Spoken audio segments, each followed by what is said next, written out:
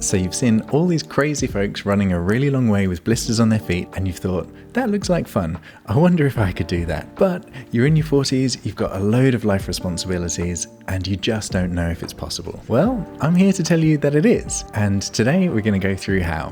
This won't be a training plan, but don't worry, we'll discuss that too. This is all the other stuff that you need to think about as someone in their 40s building up to ultramarathon distance for the first time. Let's get into it. When attempting a big goal, I always start with why. Now, I can't tell you your why, but if I tell you mine, it might resonate a little. I like to run a really long way to test my body and mind and to escape the chaos of a busy life. Modern life is hard. Everything that comes with being in your 40s is tiring and difficult, but it also feels a little bit fabricated. There is something very real about being in the middle of nowhere, knowing that your next aid station is miles away, you're tired, you're achy, and every single cell in your body is telling you to lay down and have a little nap. Ultras wake up your soul in a way that a busy school run just doesn't. I also do it because I love the training. The races are an expression of all the work that you do before it, and it just so happens that I love that side of it too. As my life has become busier, the solitude of training has become much more important to me. Let's talk about the race. One of the most common criticisms I get online when I talk about doing ultras is people say, yeah, but it's just walking. They say it in a way where they think ultras are easy because you take them slow and walk some or maybe even most of it. There's a feeling from these people that if you're not running the whole way, then it's not valid. But here's the thing. Just because you're walking some of it, ultras still get very hard. Walking isn't an easy way out. An ultra is a huge challenge, but you should expect to be walking part of it as part of your strategy to get to the finish line. If you're currently running and pushing yourself in 5Ks, 10Ks, or even beyond, you'll know the pain of hitting a hard effort in those distances. Your legs and your lungs burn, you're gasping for air, you're holding on for dear life to get to the finish line. But ultras are different. The suffering is a slow burn. It creeps up on you, and it's all encompassing. I like to say that anything up to marathon distance is a big physical challenge, but ultras, they test your spirit. Embrace walking as part of the strategy. It's not failure, it's essential. And therefore, you should be introducing it into your training straight away. Use a walk-run model in your long runs. And this does a few things. First, by reducing the intensity of your effort, you will reduce your risk of injury and you'll increase your ability to up the distance pretty quickly. The other thing it will do is introduce you to the joy of slow running. I recommend starting out with a walk-run approach in your long run straight away, even if you could run the whole distance of your long run. There's a bit of a technique to walking fast and running slow. It requires different gait patterns to what you might be used to, but after a while it starts to feel incredibly natural. To pick the perfect race, I say that you should find something that fills you with a nervous excitement, but not dread. Nervous excitement is motivating, dread is stifling. You'll know in your gut what feels right. At your most basic end, you've got 50Ks on flattish terrain, and then you can either increase the distance or the elevation profile from there. If you have absolutely no idea where you could start, you could do something like a backyard ultra, which is where you do as many loops as you can until you just can't go anymore. They're not always the most beautiful races because you go around the same course over and over again, but it's an easy way to cover your first ultra distance, and you might actually surprise yourself by how far you can go. Once you have a baseline, you can pick other races from there. In general, I normally recommend starting anywhere from say 50k to 50 miles on flattish terrain, or just doing a 50k in mountainous terrain if you think your knees are good for it. These will all be good challenges, and I promise you it won't be your only ultra. They get addictive, so don't feel like you have to tick all your bucket list boxes in one go. Dip your toe in and you can build from there. I'm not going to go through a training plan here. In literally the last year, the training plan space has changed dramatically. With things like Runner and AI, you can get basic plans at your fingertips. As a beginner, any plan will be good enough. Don't overthink it, it's fine. But here I want to go through some of the nuance you might not get from an AI plan. Let's quickly go through ultra training in a nutshell just so we're on the same page. Ideally, you're going to be running at least 3 days a week, probably 4, and doing that for 16 weeks, gradually building up your volume over that time. One of your runs should be easy pace, easy distance. One run is your speed day done as interval training, and one run is your long day. If you did a 4th run, that would just be another easy pace, easy distance run. In the world of ultras, you're going to hear a lot about zone 2 running, which is a way of running that targets your aerobic cardiovascular system and is responsible for building your endurance. resistance. However, I've researched the hell out of this over the last few years and I've noticed a few problems with it. Firstly, no one can seem to agree on what the specific heart rate is.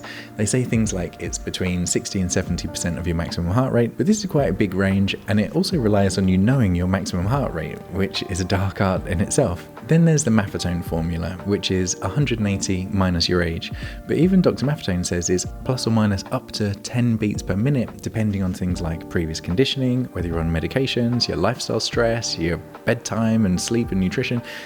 So it does get complicated. Then there's the recommendation about how much time to spend in zone 2. There's a common belief that you should spend about 80% of your training in zone 2 and then 20% of that can be faster, but as far as I can tell, this is by looking at elite athletes and how they train. These are people running 100 plus miles a week. So yeah, just for their tendons and their joints, they need to be doing much of their training at a low intensity. To put it into context, in my peak week at the very end of a training plan, I'm a mid-pack runner. I might be getting to 45 to 55 miles per week, depending on the sort of race I'm training for. It's way less than an elite performer, so I can cope with doing a little bit more over zone 2. Where I've landed with all this for the average runner is that your easy runs should feel easy.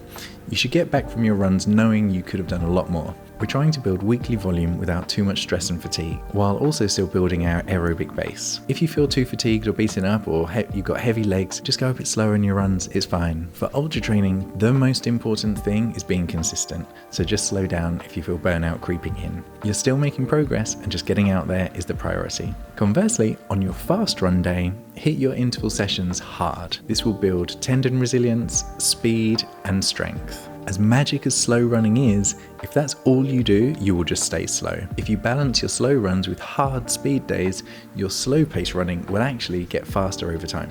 Your long run day is where you're going to use the walk run strategy we've discussed previously and also practice good nutrition as well. I made a whole video about nutrition for ultra training and ultra races and I'll link that down below rather than go into it now. One thing I'd say about your long run in your 40s though is that your plan will tell you to do one every week, and I've become a bit more relaxed about that myself. Sometimes I alternate weeks where one week I'll do what I call my medium long run and I'll go a bit faster in that, and then the next week I'll do my long run, which is where I'll do my walk running, slow running, as I've talked about already. Depending on where I am in my training, it might look something like my medium long run being about 90 minutes up to 2 hours, and I'll try to run that whole way, dipping into zone 3 for most of it. And then my long run could be anywhere from 3 all the way up to 5 hours as the plan progresses, but that intensity is going to be much lower. I'm really going to focus on my nutrition in that. I've found this approach to be helpful. Firstly, to avoid too much fatigue during the training plan, but also it's easier to fit into a busy family life. It's only once a fortnight where I'm having to take a big chunk of time out of looking after the kids to get my big run in. The other thing that these plans might not tell you is that you cannot neglect your strength training. The plans will no doubt mention strength training, but in my experience, it sounds a bit of an afterthought in these things. But let me tell you, your strength training is just as important, if not more important, in respect to getting you to the finish line in one piece. From personal experience, I have found that everything about my body and training has felt better since I've committed to a minimum of 2 strength sessions a week. For the exact strength training I do during an ultra block, I made a program which I'll link down in the description if you're interested. You can do your strength on the same days as your easy run days, and a good strength session only takes about 30 to 40 minutes, so it should be manageable to fit in. I know it's hard, but if you neglect it, there'll be a time in the future where you come to regret it. It's not if, it's when. So don't let that happen and commit to 2 strength sessions from the beginning. A quick note about the machine I've been using recently, the Speediance Gym Monster 2. If you're looking for an all-in-one home gym, the Speediance could be for you. I've been using this for over a month now. It's an absolutely incredible piece of kit. It comes in a minimal, sleek design that when folded away can rest unobtrusively against the wall. It's powered by 2 electronic motors which can create up to 50 kilograms of resistance each, so 100 kilograms in total. I've been doing great whole body training with it. The best part about this machine is the software, and as it's electronic, it means that you can change how the resistance is delivered. My favorite mode is eccentric mode, where it makes the load heavier on the downward phase of the movement. This is great for muscle physiology, and it means you can get very intense training done in a short space of time. If you want guidance on how to train, or you just don't want to think, the exercise library is there to help, and this machine really is for anyone who wants the convenience of training at home without needing the bulk of weights and dumbbells that is usually required for whole body training. I'll leave a link down in the description if you want to check this out more. The goal of your training should be to build a body that can get to the finish line in one piece. The ultra community is less about competing against the people around you and more about having your own personal challenge. Finishing is the goal, and there is a real sense of camaraderie in the community to help each other. With that in mind, your training needs to be consistent to build the resilience to avoid injury, but it doesn't need to be regimented. If we compare it to, say, a half marathon or a marathon training plan where you have a specific time goal in mind, the training is fairly regimented, where you have to spend a certain amount of time training at certain speeds and minutes per mile. If you don't, you won't achieve the time goal. Ultra training is a bit more relaxed. It doesn't mean you can be inconsistent, but it does mean that if you're feeling pretty tired one day because of everything else life throws at you, you can just take the pace a little slower and easier. You're still building your aerobic base and tendon resilience just by being out there, but slowing down won't impact your ability to get to the finish line on race day. I feel this approach is kinder to the body and more accommodating to all the other things that make your life busy. Personally, my training has structure, but it's also malleable. I've made sure to build some flexibility into the plan, and I often think in 2-week rotas rather than 1 week. Lots of people think they don't have time to train for an ultra, but remember that fitness compounds. At the beginning of a 16-week plan, you're not doing a ton of training. It's only really the final 6 to 8 weeks where the distance of your long run really ramps up. And remember that I might only be doing a long run once every couple of weeks. So the demand on your time isn't as much as people think. I know I've said it before, but the most important thing to focus on is consistency and frequency. So therefore, just don't beat yourself up if you only have time for a 20-minute run when your training plan said to run for an hour. Get the 20 minutes done, you're still getting out, and you're still building fitness. Life is busy, but you can find a way to wedge in your training. You'll be rewarded with getting out in nature for an incredible challenge with a wonderful community supporting you. If you're signed up to your first ultra already and you want more race day tips, check out this video here. And if you're not, YouTube thinks you're going to like this video here. And until next time, happy training.